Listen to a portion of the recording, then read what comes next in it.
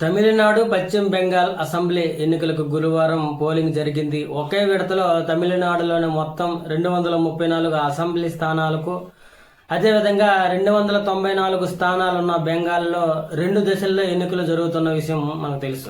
బెంగాల్లో మొదటి విడత 152 సీట్లు పోలింగ్ నిర్వహించారు. ఈ 2 రాష్ట్రాలలోని పోలింగ్ రికార్డు స్థాయిలో నమోదైంది. తమిళనాడులోని సాయంత్రం 5 గంటల వరకు 82.24% నమోదు కాగా, బెంగాల్లో ఏకంగా 90% పోలింగ్ నమోదు కావడం ఇక్కడ గమనార్హం.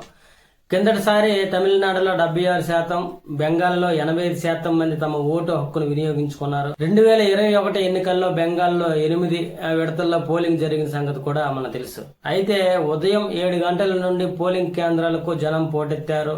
బెంగాల్లో ఉదయం 9 గంటలకే 18% మంది ఓటు వేయడం గమనార్హం. అదేవిధంగా బెంగాల్లో అక్కడక్కడ గొడవలు, ఘర్షణలు మినహా మొదటి దశ పోలింగ్ ప్రశాంతంగా ముగిసింది. రెండో దశల్లో 142 స్థానాలకు ఏప్రిల్ 29న పోలింగ్ జరగనుంది. కేరళ, అస్సోం, పుదుచ్చేరితో పాటు ఈ 2 రాష్ట్రాలలో మే 4న ఓట్లను లెక్కించి ఫలితాలను వెల్లడిస్తారు.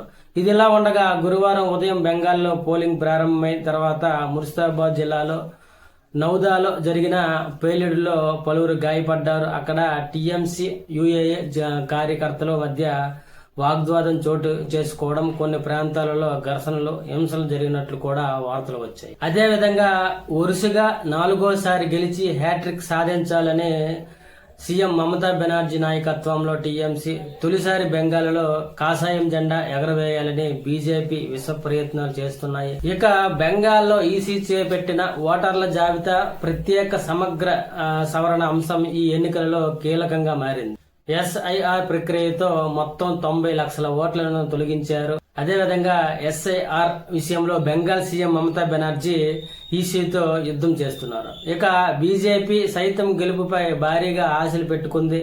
ప్రధానమంత్రి మోదీ, కేంద్ర హోం మంత్రి అమిత్ షా సహా బీజేపీ అగ్రనేతలు బెంగాల్లో విస్తృతంగా ప్రచారం చేస్తున్నారు. గత ఎన్నికల్లో బీజేపీ 77 సీట్లతో ప్రతిపక్ష హోదా దక్కించుకున్న సంగతి కూడా మనకు తెలుసు.